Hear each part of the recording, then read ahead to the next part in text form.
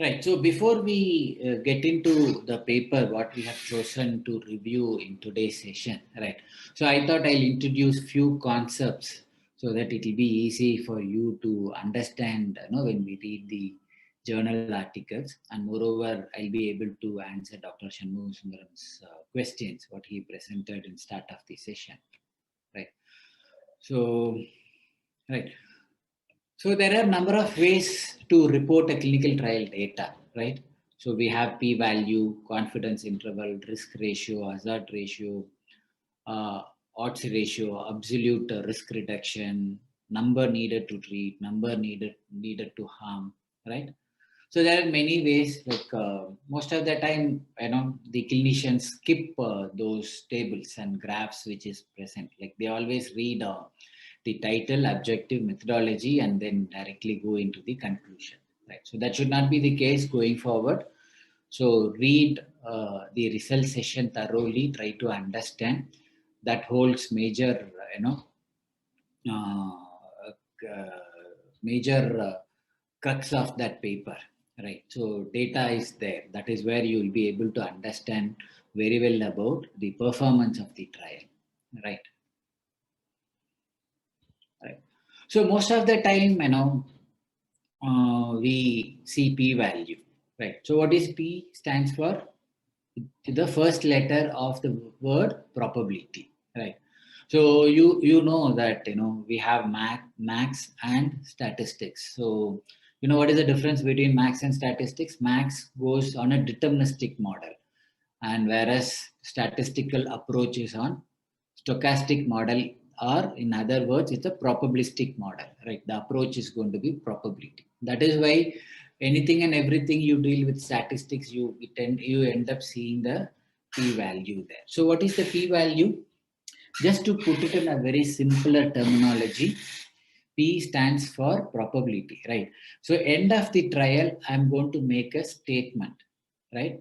Whether the treatment group and the control group differ significantly or not, right?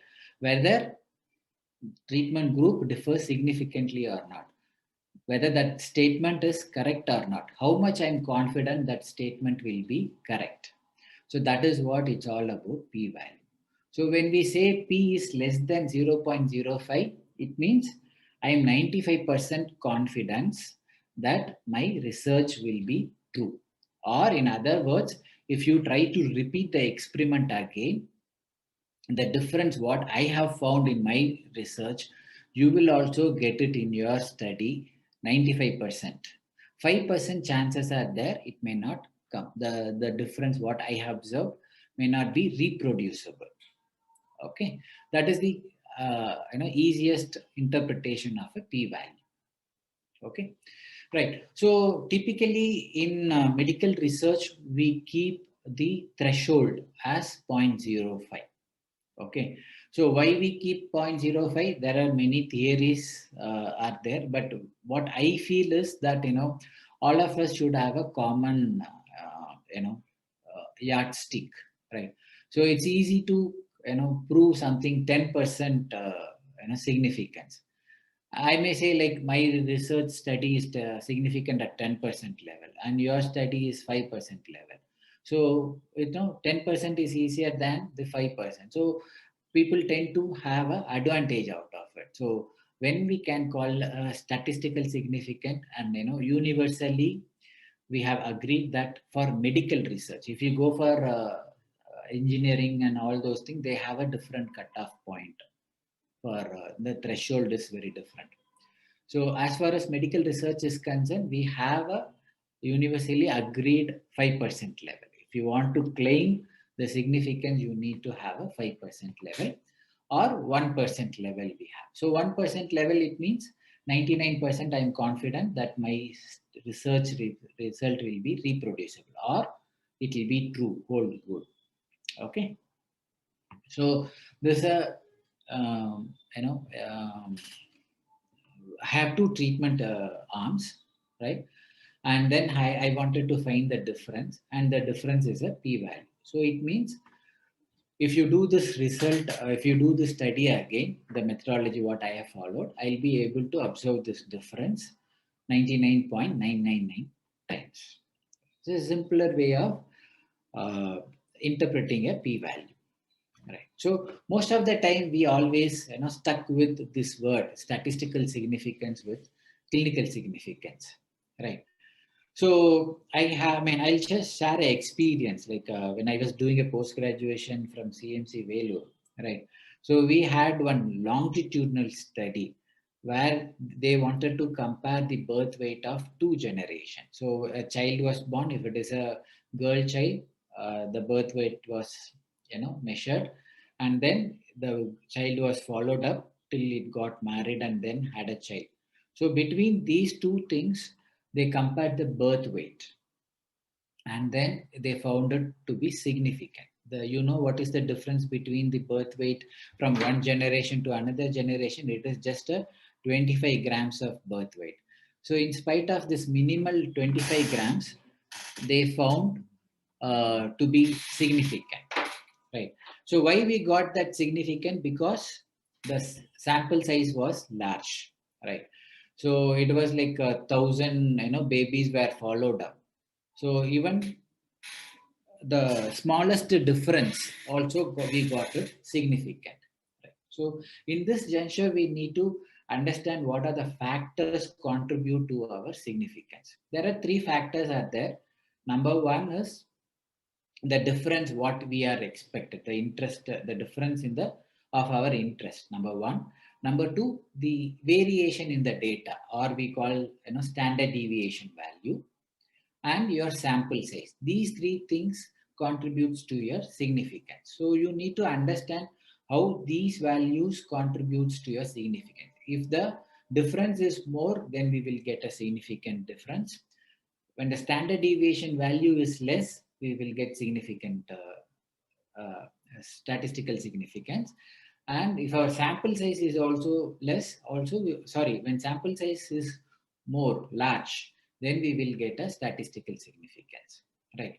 So we need to know the statistical significance can come even the difference is small. When the sample size is large, we will get a statistical significance, which may not be clinically meaningful difference, right? As I gave this example of 25 degrees, 25 kilograms of birth weight difference showing a statistical significance, right? So you need to understand this difference. Statistical significance need to be taken as a pinch of salt, okay? What we need to focus more on the clinical significance, right? So this understanding is very, very essential, particularly for the two papers what we are going to review today in today's session. Right. So if you want to have more, knowledge, or if you want to read more about p-value, you can go through this article. So this was published in Food Drug Law in the year 2017, right? So how it talks about the entire history. Like if you see this article, page of 35-40 pages is there, right? So it talks about the history of how the p-value evolved, and what is the current status of p-value. So all these things are there in this paper. So I'm not going to go in detail of this paper for want of time. Maybe if you are interested, you can read this article, right? So the next one which you will find in most of the journal article is confidence interval, right? So p-value doesn't tell many things. It just tells you, whether it is significant or not. Whereas confidence gives little more information than the p-value. Right? So range of value that have given a probability of encompassing the true values. So it has a lower bound. So in this example, if you see 0.0962 to 1.09. So 0.96 is a lower bound and 1.09 is the upper bound into this. Right. So the confidence interval provide statistical significance and estimate of effect size and variability. Right. So what is the effect size? The new terminology which I am introducing here is when we are talking about the difference between means, right? If we are looking for a difference between mean, that is the effect size,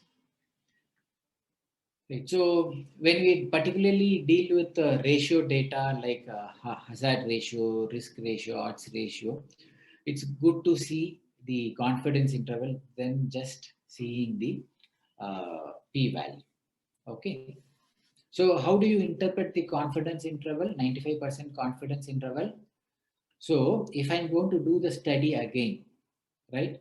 So I'm 95% confidence the difference what I have observed in my study will be applied between these two limits, will be, fall in these two limits. That is what the 95% confidence interval. So particularly when we have a estimate like hazard ratio, relative risk, it's always difficult to say that, there will be just one value which will, we will be able to reproduce that result, right? Rather than we can give a range, and then we can give a 95% or 99% confidence interval, so that for the reader or to put that into our clinical practice, it is easy for us to do. Right? So I'm sure that you would have seen this sort of a forest plot, right? So where they calculate the mean difference. For that mean difference, they plot the forest plot, and we will be able to say that, whether the putting all the studies together, whether it favors the test or a control.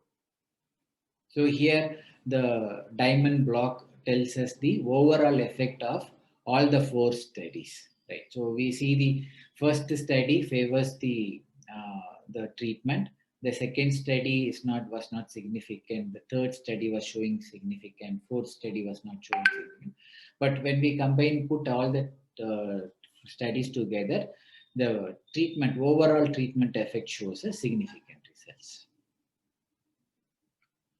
Right. So the next one which we need to know is the risk ratio or a relative risk. So how do we calculate a relative risk? It's basically a number of subject with unfavorable events divided by the total number of subject in the arm. Right. That is what we say as a risk. Right. Risk. What is the risk? When we say relative risk, we have a control, right? When we have only one treatment arm, what we can calculate is the risk of that particular group.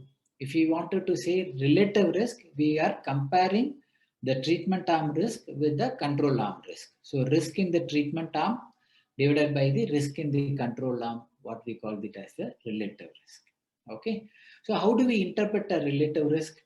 If it is equal to 1, it means there is no difference or there is no risk. The treatment group and the control group, the risk are same, right? So if relative risk is less than 1, it means the treatment gives a protective effect. If it is greater than 1, that risk is more in the treatment group, right? So we always try to quantify, most of the time we see, when compared to smokers, compared to non-smokers, smokers are 10 times more riskier of getting a cancer. That sort of a quantification we'll be able to do when we deal with the risk ratio, right?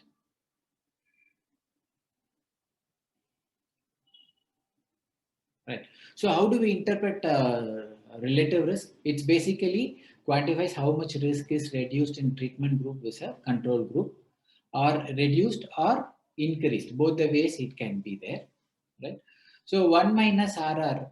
So relative risk is equal to 0.93, which means treatment subjects were 93% or 0.93 times as likely to experience an event compared to the control, right?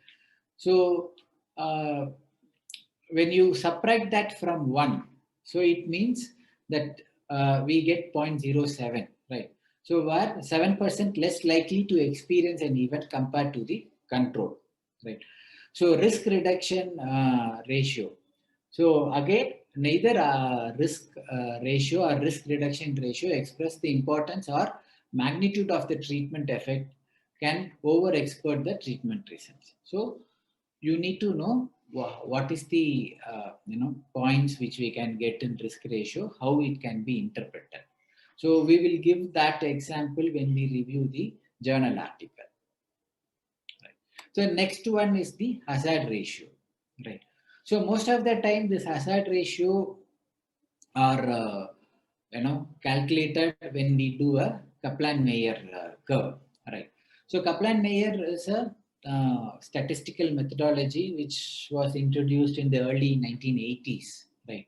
So what happens when we want to do a statistical analysis in a conventional way is that when someone, all the patients who are completed the prescribed follow-up period, only those patients will be considered for the analysis, what we call it as a complete data sets. But in that process, we end up having lot of losing lot of patients detail, right? So the Kaplan-Meier curve or survival analysis, even if the patient is available for one follow-up, even that patient's information can be incorporated in this type of statistical analysis. That's a major advantage of doing these methods, right? So once the survival analysis will tell us as the time progress if our event of interest is mortality, death, right? So when we start our trial, we are going to have 100%, everyone will be alive, right? As the time progress, few of the patients will die, right? So that is why we see like the survival curve will come down, right? So in that case we will be able to calculate median survival rate, right? So this median survival rate will help us to communicate to patient. For example, like if patient is trying to invest his money to undergo a surgery, right? And then say, what is my chances of survival, how long I'll be able to survive. So what we can say is like, okay, if you undergo the surgery, if you could find the median survival time as 6, right, 6 months, we can say that there is chance that you will survive for at least 6 months if you undergo this surgery, right? So this sort of understanding will be helpful for us to communicate to patient, uh, you know when we do a surgery. So this will help us effectively communicate to patients, right, with backed by the scientific findings. So once we have a survival, then the next point is like, what are the factors which contributes to the survival, whether it is age or gender or severity of the disease or so many other factors, pre-operative factors can be there. So how much these factors contributes to the survival? So there we wanted to quantify that risk. That is what we call that as a hazard ratio, right? So the next one what we have is the odds ratio, right? So when we have this sort of a table, right, we have a treatment and we have a placebo here, and the exacerbation is without exacerbation and with exacerbation, right? So we wanted to calculate the risk associated to this. So odds ratio can be calculated using the simple formula A into D divided by B into C, right? So it basically talks about the probability of an event occurring compared to probability it will not, right? So this is more suitable when we have a case control scenario, right? When we have a retrospective study, right? We have effect and then we look for a cost. That is what we call it as a retrospective study. So most of the retrospective study, we calculate the odds ratio, right? So relative risk is the probability of someone without an event developing their event, right? Whereas odds ratio is used for a retrospective studies, right? So the next terminology, what we wanted to know is the absolute risk reduction, right? So it's basically a difference in event rate between control and treatment groups. So how do we calculate percentage of event in control minus percentage of treatment?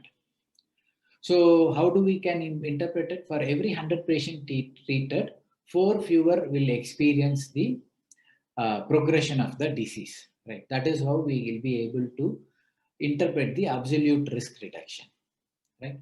So here we have beta blocker, placebo, we have a relative risk, and we have a odds ratio, and this is the absolute risk reduction. So this absolute risk reduction will be helpful for us when we communicate, when we make a decision about a particular treatment option, and easy for us to understand the numbers also here compared to odds ratio. Right. So how do we, when we compare the relative risk and absolute risk reduction, right? So I have made a 3 scenarios here, right? So here, if you see, the relative risk is remains the same, right? We have 71%, 71%, 71%. Whereas if you see absolute risk reduction, compared for the trial one, it is very minimal. It is less than 1, and even very much less than 1, 0.0068%. Whereas if you see in the trial 2, it is 6.8%. Right. In trial 3, if you see, it is 68%. Right. So in these 3 scenarios, the risk ratio remains the same. Whereas absolute risk reduction, you see how these numbers are changing. Right. So this understanding will be helpful for us, when we read a graph and then we interpret the study. Right. So the next one, what we look for is the number needed to treat or number needed to harm. Right. So we always have a round numbers, right? Even though our calculation might give us the decimal places, we always look for a rounded numbers, right? Because we cannot have a 1.4%, patient or the subject. We always have a rounded numbers. So 25 people have to be treated with a beta blocker for 2 years to prevent 1% from having a heart failure exacerbation. So this is how it need to be interpreted, right? So how will you do this 7, interpret the 7? You need to do 7, the treatment for 7, then 1% there may be a safety issue with that. That is what we mean NNH, number needed to harm. Okay. So these are the basic, terminology I thought I will introduce to you before we jump into the paper for our review, so that it will be easy for you to understand the things, right? So if you have any doubts on these things, like whatever the concept what we have discussed, I can take up 1 or 2 questions and then go for the paper review.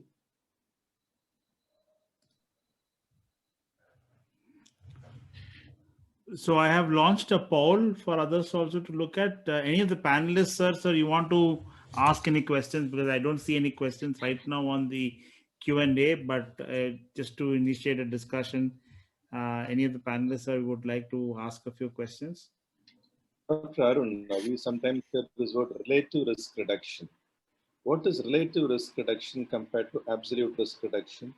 Is it relative risk reduction? Is it 1 minus relative risk? Okay. Just a minute, I'll share the screen.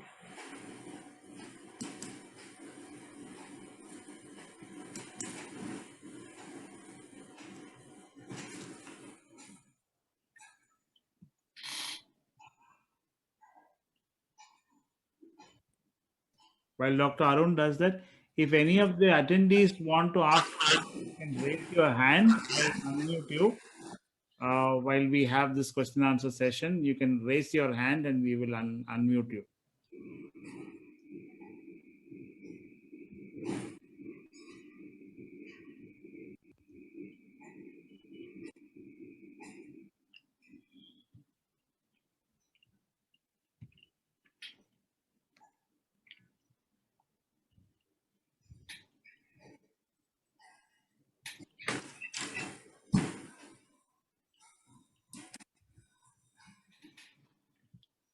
See, here when we're talking about relative risk reduction is more of the complement, right?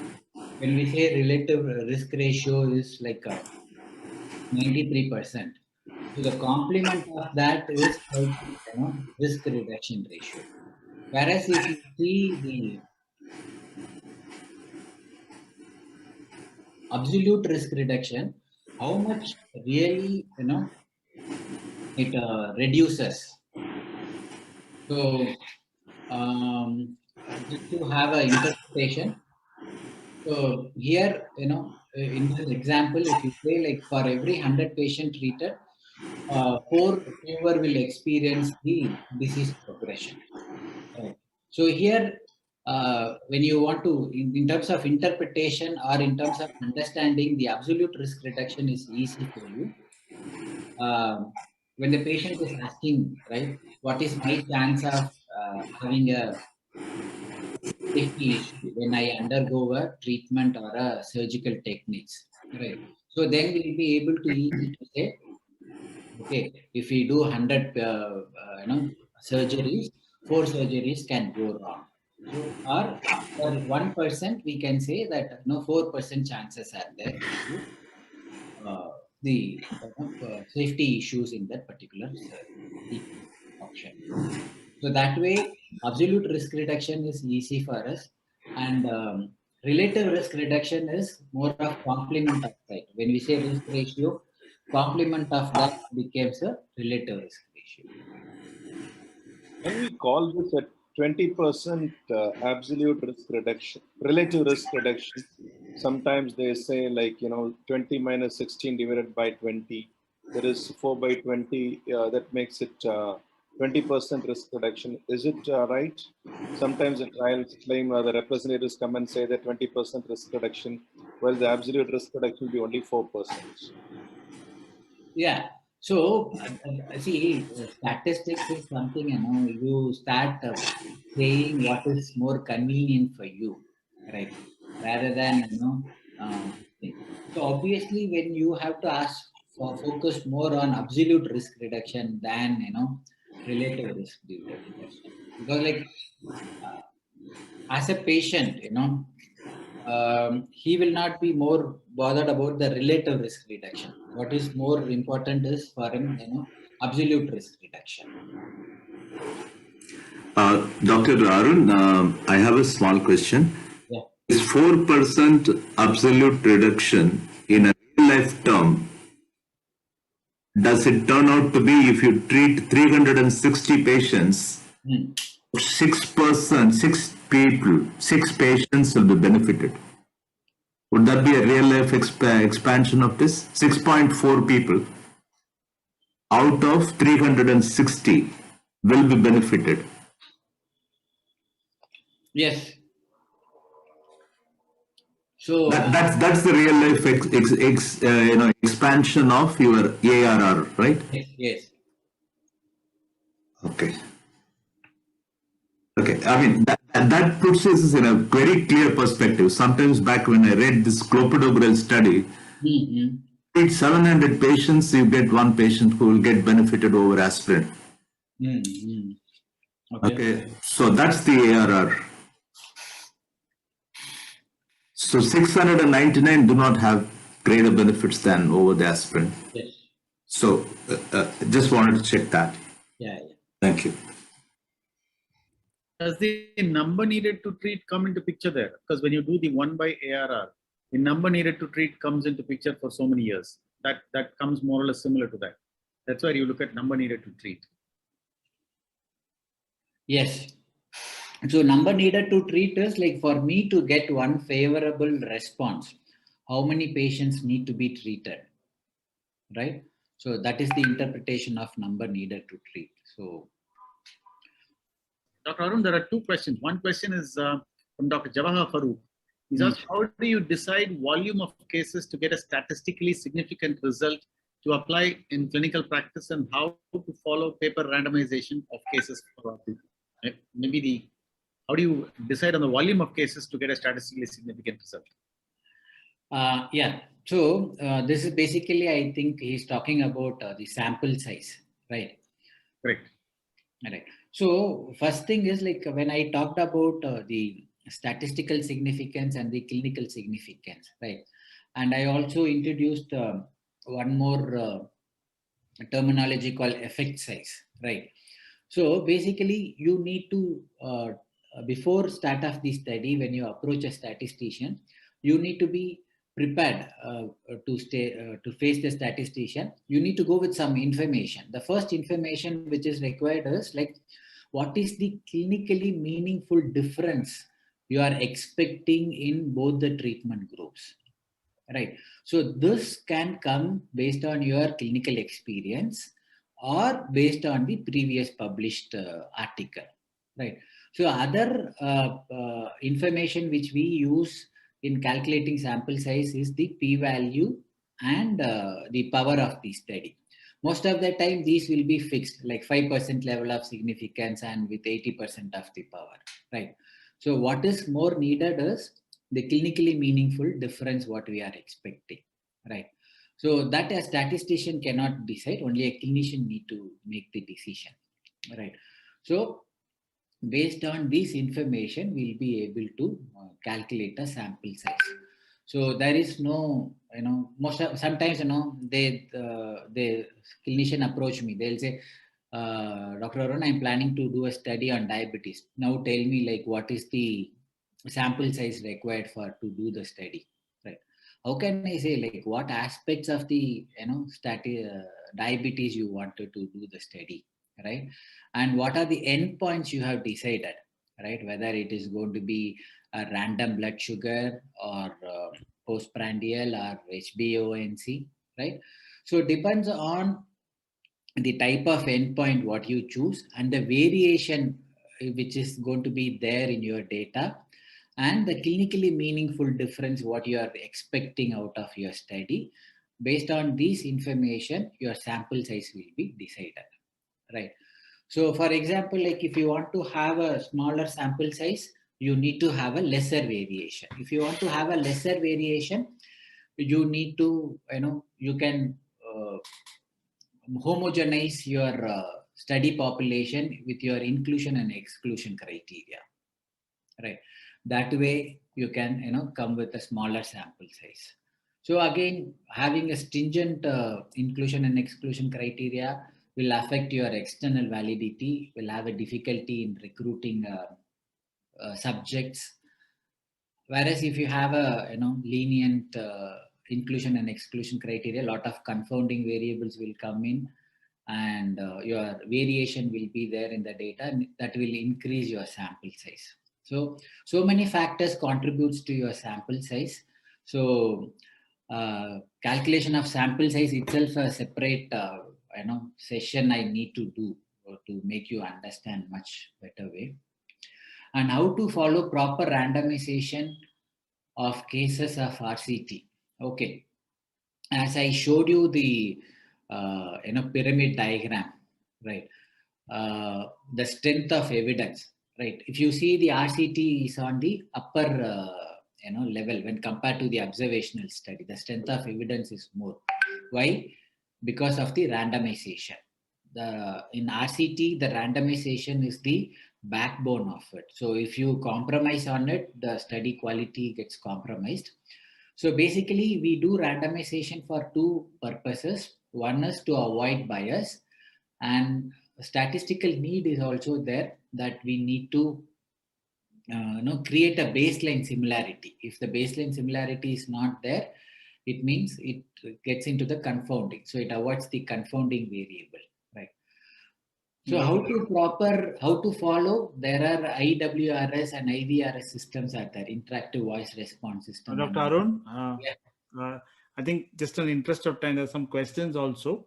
Can Yeah. we move to the paper so that then we can take the questions also after that? Yeah. Okay. So we'll kind of hold the questions till that time because we're running out of time otherwise. Yeah. Right. Okay. So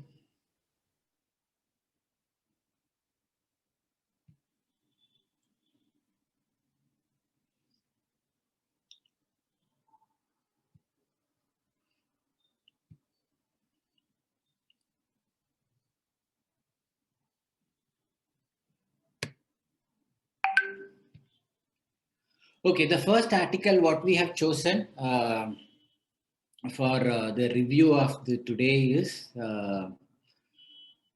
this paper, which was published in NEJM in the year, sorry, which year? In the year 2019. Okay, so basically they wanted to compare two methods. I'm sure that all of you had at least browsed this article before you came for this session, right? So this is one of the largest trial they conducted around 43 countries, and very large sample size, like 4,822 patients were included in the study, right? So it's a Herculean task for any person who conduct this trial. Logistically, it's very challenging one, right? But we need to see what is the need for them to do such a huge trial, right? Big trial, right? So as I said, like, don't focus on the abstract, right? So, right. Another thing which I gave you in the first session, that guidelines, various guidelines were there, right? So if I want to select guidelines for to review this paper, will be the consort statement. Okay. So in that I told you, like, those are the guidelines, not a rule book which need to be followed, right? So if you go with the title of the consort and with this title, normally they ask for a PICO format, like population, intervention, control, and outcome need to be there in your title, but those things are not there, but they came with a very short title, right? Right. So I have just, when you read an article, right, normally there are two ways of reading it. One, you read the title, read line by line abstract, and then you get into reading the introduction, going methodology and all those things. But most of the time we don't do that way, right? We read the title and then we come to the last portion of the introduction, right? That is where you will get the objective of the paper, right? So here we see the objective of the paper is we tested whether sacubitril valsartan would result in the lower rate of composite outcome of a total hospitalization for heart failure and death from the cardiovascular causes by the than the valsartan alone, right? So they have combination therapy and monotherapy is there. Whether these two difference is there or not, that is what. So, and moreover, you have to be little more clear when you frame a research question, right? So when you say something is better, I wanted to test something is better than the control, then your research question is one-sided. Okay. If you say whether these two treatment groups are different, then it becomes two-sided tests. Right. So here, the way they have written, it gives me a feeling, it becomes a one-sided. They say lower rate of composite outcomes. So it becomes a one-sided. But as I read the paper, I feel that they have the way they dealt the entire problem in a two-sided fashion. Right. So the trial, just to get brief ourselves about the trial, it is a single blind run-in period and a double blind treatment period. Right. So they have a run-in period to find the safety aspect of the drug on that particular patient. So they have given the first dose of half the dose, what is being decided in the trial. Half the dose was given, and followed, both the drugs were given on the half the dose and followed the patients for a period of time. And if they don't have any adverse events, and then those patients were recruited into the study. Right. So it is randomly assigned in 1:1 ratio, right? So this is the treatment and the control group definition here. Right? So major points which we are interested in knowing about the study, right? So the outcome factors and all they looked for, this Kansas City cardiomyopathy questionnaire and one more questionnaire, and also NYHA questionnaire also they have used. So normally, we have one format in any of the research publications, right? One is we have a flow chart, how the patient disposition flow charts we will have. And the table one, it will give you the baseline characteristics of the subjects. And table 2 and table 3 will give you the outcome of the study and the safety aspects of the study. And we may have one, figure which talks about the important findings of their endpoints. So this study also follows that, right? So totally they have screened 10,359 patients for eligibility. So out of which only 5,746 entered the run-in phase, and in that run-in phase, 541 discontinued. Out of the 340 had adverse events and withdrew from the guardian, or they withdrew the consent, had protocol deviation, had other reasons. Okay, so out of which this many patients underwent for randomization. Okay, so 482 underwent randomization. So our primary interest starts from here, right? So as I said earlier, randomization is the backbone of any RCTs, right?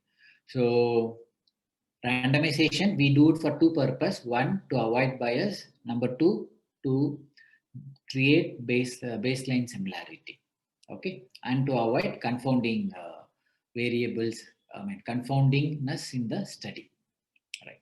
So out of which 2,419 were allocated to combination therapy and 2,403 were the monotherapy. And then here we will get to know how many patients were available for end of the study. Right. So here today's journal review, I will the way I read it, like you will see the statistician way of reading an article. Right. This is how I read things most of the time. Okay. Right. So as I said earlier, like the table 1 provides the baseline characteristics between both the treatment groups, right? So if you have seen the other papers where the sample size is small, right? You will see, even the baseline characteristics also they would have compared and then they would have given you the p-value here. But here, to my best of knowledge is why they have not given the p-value is the sample size is very large. You see like 2,407 and 2,389. So considering this big sample size, even the slight difference in both the treatment groups will give you a significant results, right? So that is why I think they have not given. But if you see the other article where they have a smaller sample size, even in the table 1, the baseline characteristics also, they will give you a p-value. So that is the reason they have not given. And here, if you see, it is similarly, being distributed. If you see the mean age, the gender ratio, race, geographic region, systolic blood pressure, heart rate, body mass index. So the basic idea of most of the table 1 is to show that our baseline variables are similar.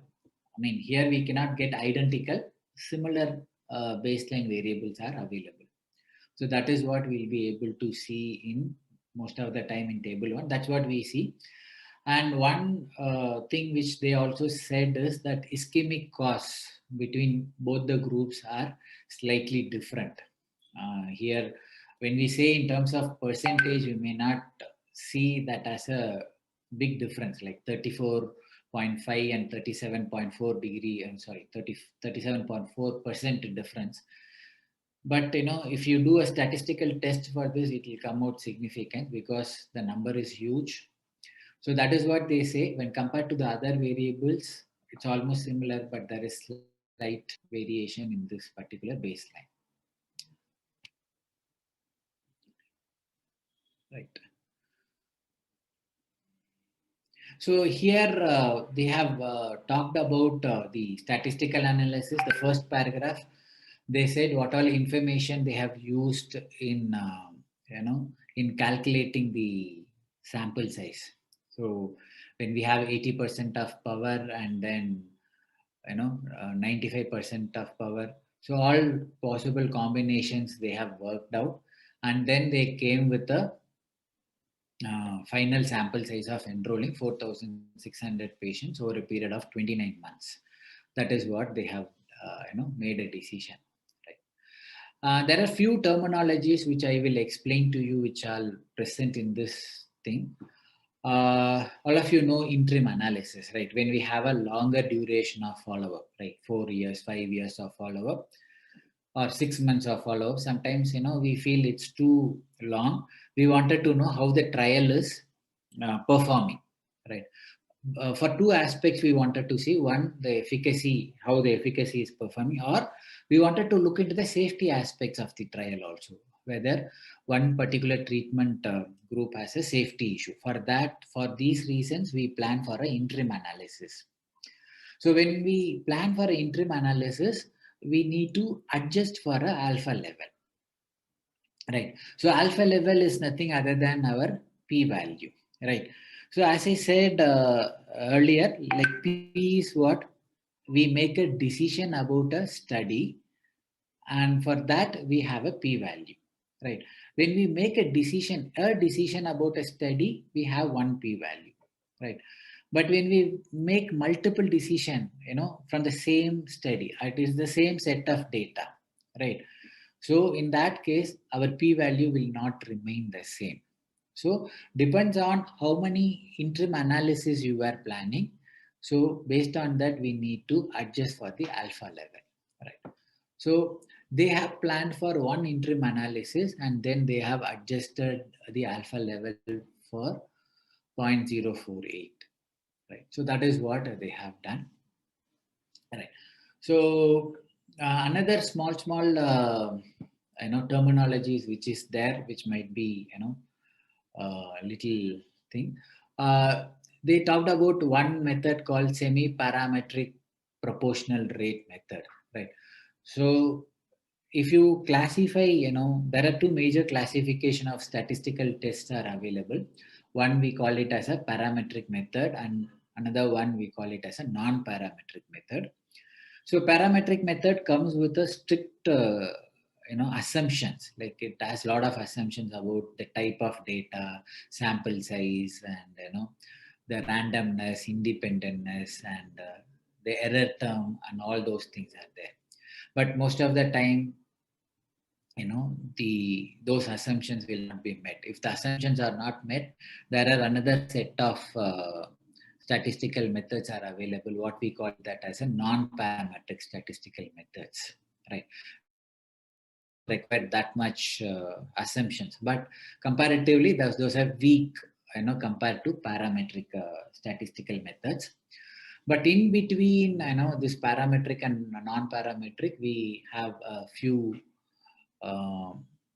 statistical methods, what we call it as a semi-parametric methods, right? So they have that proportional rate methods they have assumed, calculated based on that semi-parametric methods. And all of us know, I have explained about this Kaplan-Meier curve, right?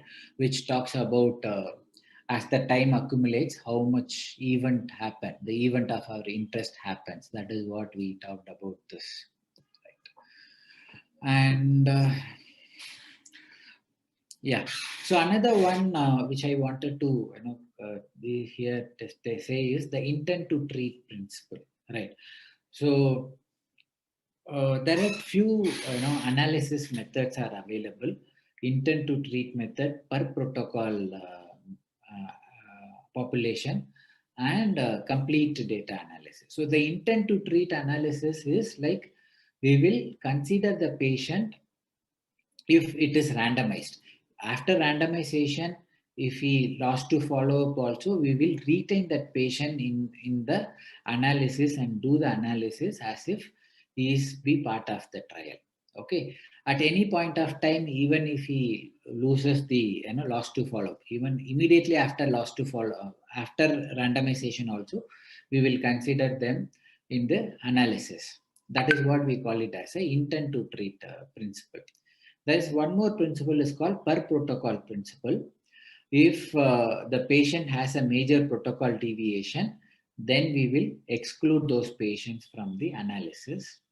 And then complete database analysis is if the patient completed all the follow-up, and only those patients are considered for the analysis. So intent to treat is being used widely because that avoids bias, right? So that is why we wanted to consider intent to treat. Most of the analysis will be done for intent to treat analysis only, right? Another thing which here they have written is a hierarchical sequential rejective procedure was planned for the analysis of secondary efficacy outcomes, right? So they have a primary efficacy outcome and several secondary efficacy outcomes, several, not one, right?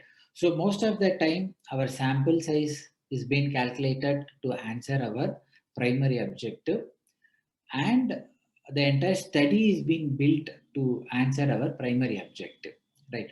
So secondary objectives are not that important as our primary objective. So we may not, sometimes we may not have an adequate sample size to answer our secondary objective, right? And moreover, in the secondary objective, we will arrange it in such a way that the prioritize. Okay, if I could answer the first secondary objective, I'm okay with that. If I'm not able to answer it, then I will go for the try to see the next secondary objective. So that way they will have a hierarchical way of approaching the secondary efficacy outcomes. And for this also we need to correct a alpha level for this. Okay. So another point which I wanted to bring to your notice is that confidence interval for the secondary and exploratory efficacy outcome have not been adjusted for multiplicity, and therefore inference drawn from these intervals may not be reproducible, right? So when we have more than one group, right? Here they had ethnic groups were there, right? Different ethnic groups were there, right? So they wanted to see, is there a difference in these ethnic groups, right? So for that, normally we do a simple, ANOVA to do. But when we want to do, what happens is there are various combinations are there. For example, if you have three groups like A, B, C, there are three combinations are available to us. A can be compared with B, and A can be compared with the C, and B can be compared with C. So these three combinations are there when we have three groups. Imagine as the group increases, your various combinations also will increase. So in that case also we need to adjust for a p-value. Whereas in this study, that adjustment was not done, right? That multiplicity adjustment was not done. So that is why they say when they do a subgroup analysis, it may not, that those informations may not be reproducible, that they were saying. All right. So when we get into the result session, the characteristics of patients at baseline were balanced between two treatment groups, except for a small difference in ischemic causes of heart failure. So which we have seen in table 1 earlier, right? And then the outcomes are being specified in table 2. Right. So here we have a primary and secondary outcomes, right? So are the primary outcomes were the composite outcomes and the components. They have a composite outcome of total hospitalization of heart failure and death and cardiovascular causes. All these things they put together, and they have calculated a relative risk of it. So here they have found out 0.87. So it means it gives a protective effect. And you see this confidence interval, it touches 1. So it means the relative risk what we have calculated is not significant. It means the risk is almost similar. Or the other way is that the risk what we have observed is maybe due to chance, not real difference or real risk is there in the study in terms of the primary outcome. Okay, the same thing what we see is for the total number of hospitalization of our heart failure.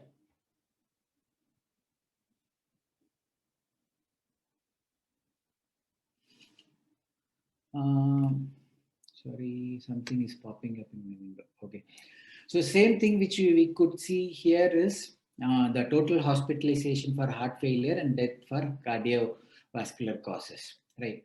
So primary outcomes, we don't see any statistical significance. It means the risk what we have observed is maybe due to chance, or real risk may not be there. That is the inference which we can make. Okay. And they have calculated the Kaplan-Meier curve, right? So here it talks in terms of percentage, right? 0 to 100, and it's the same graph, right? Because the variation, I mean the percentage is very less, in terms of heart failure and death. The difference is very minimal as that progress for the year. The same figure they have given it in a smaller form where we'll be able to appreciate the difference much better here. So mean cumulative event per 100 patients. This is for total hospitalization of heart failure, death from cardiovascular causes, and total hospitalization. These are the primary endpoints they have considered. And for all these things, they have made a Kaplan-Meier curve, and they could not see much difference in terms of death from cardiovascular disease. Both the treatment groups are similar, whereas there is a mild marginal difference which they could see in the total hospitalization of heart failure and cardiovascular causes. Right. So here, this figure 3, they wanted to see what are the factors contributes to the risk. Okay, so the overall risk, we see it favors more of the combination therapy than the monotherapy, and all the parameters are not statistically significant. It means the difference what we have seen is maybe due to chance. Okay, so only this thing, what you see is statistic. I mean, it's not touching the one. It may be statistical significance. So for conclusion, yeah. So that, I mean, this is the major, limitations of this study, that they say like we cannot rule out the possibility of a run-in period that might have influenced the study because patient have already consumed the drug, right? And in spite of doing such a huge trial, they also come with, they could come with a definitive conclusion, in spite of this huge trial, and they come with a future, proposal for the future studies, which says the focus on the potential role of, these things. So this can be used as the, hypothesis for future studies. So we have another 5 minutes time, 10 minutes time. I quickly go through the second article. Just give me a minute. I'll open that.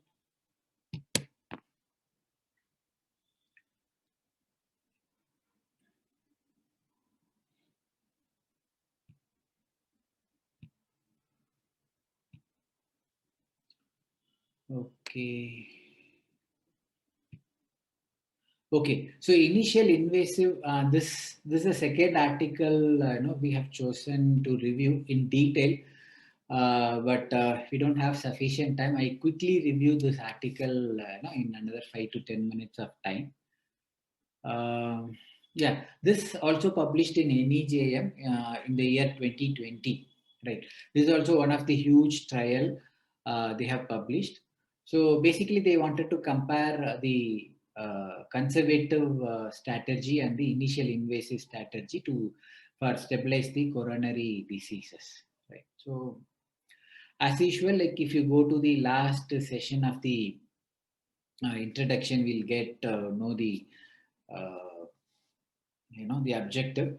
They say like to determine the effect of adding cardiac catheterization and revascularization when feasible to medical therapy in patient with stable coronary disease and moderate and severe ischemia. This is their objective. So this part of this publication is part of earlier studies, right? So only thing it makes me to think it is salami publication. We have this terminology. Like for example, you do one study. Out of this one study, you try to make several publications out of it. So when you want to do that, we need to make sure that the results are not overlapping. Sometimes it overlaps. Now all of us are on pressure, that to publish articles. So you do one study, then you end up making a several publication. That is what we call it as a salami publication. Maybe we need to go through this article and then decide whether this is also part of salami publication. Right. So if you get into the methodology, right. So it's basically a randomization. It's done on 1:1, and these people have used interactive voice response system and interactive web-based response system. Right. So in the earlier paper, this was not specified. Right. So we were not sure about the allocation concealment. Right. So if you go through the risk of bias, right? So if the allocation concealment is not happening, the risk is more. Okay. Allocation concealment is what?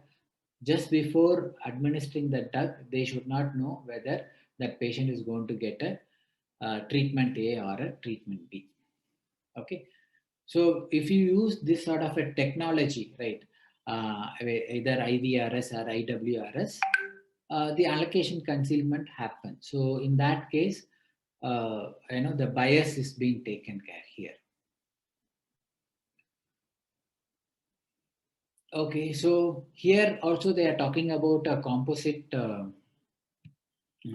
assessment, a composite outcome, which comprises of death from cardiovascular causes, myocardial infarction, or hospitalization of unstable angina, and heart failure and unsuspected cardiac arrest. So all these things put together, they come with a composite score, and they have used it. And here they are talking about the everyone's contribution in terms of authorship, right? So that's there. And here they talk about the power calculation, right? So just to put this power, we keep saying power, how to put that into our, in a simpler language. For example, we have, I spoke about the clinically meaningful difference, right? So what is power? How do you interpret power in a simpler terminology? Your sample size is adequate. That is 80% I am convinced that this sample size will pick up the difference which is there in the population. Okay, that is what we call this as a power. Okay, so they calculated power in 2015, and then again they recalculated the power in 2018 and seen whether they had an adequate power or not in this study.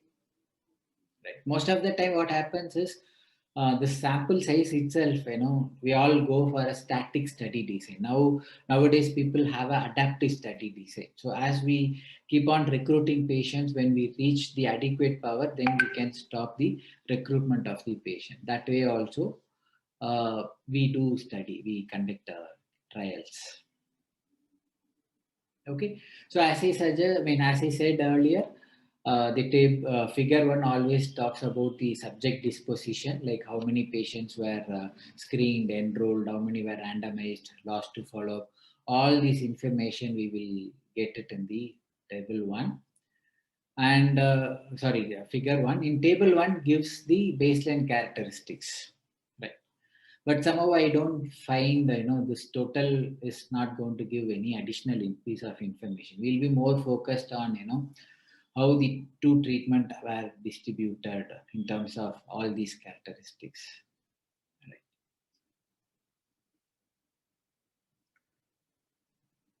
Right. So here also they have calculated the hazard ratio. If you see the hazard ratio of 0.93, see, you see this 95% CI includes 1. So it means what? The hazard ratio, what we have observed is maybe due to chance, not the real hazard ratio present in this study. Right. Same way for, this is for primary composite. This is for death from cardiovascular causes and death from any cause. And all these things we couldn't find anything significant hazard ratio we couldn't find. I mean, I could see some similarity in the way the figures and tables presented from the earlier study and this study. Maybe, I don't know, maybe the same person worked on this. The same thing, this is also Kaplan-Meier curve. And since this portion is a smaller thing, so in order to appreciate the difference, they made a same thing with a smaller cut. Like instead of having 0 to 100, here they have 0 to 25. Same graph is given. So we'll be able to see the difference, how the invasive strategy is working for primary composite outcome. And for other primary outcomes, they have given the thing. Right. So another important thing which we can, just looking into the graph, whether the conservative strategy and invasive strategy on a survival analysis, whether both are significantly different or not. So if the curve, intersects, crosses with one another, then it is not significant. I mean, visually we'll be able to find out the way we identify whether a relative risk is significant or not by looking into their confidence interval. The same way here also we can identify. So here you see the red was above and then it started coming down below the blue one. So it crossed. So if you calculate, if you do a log rank test to compare the survival of both the groups, we will get a not significant. So that is what we see in all the outcome variable, it crosses on each other. So in terms of the primary outcome, it is not significant, we could see, right?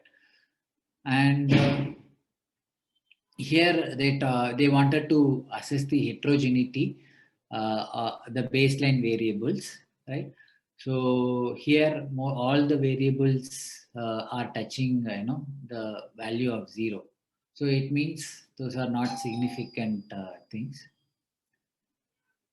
So, the conclusion after doing such a huge study, they end up concluding like, we did not find evidence that the initial invasive surgery reduces the risk of ischemic cardiovascular events or death from any cause, right?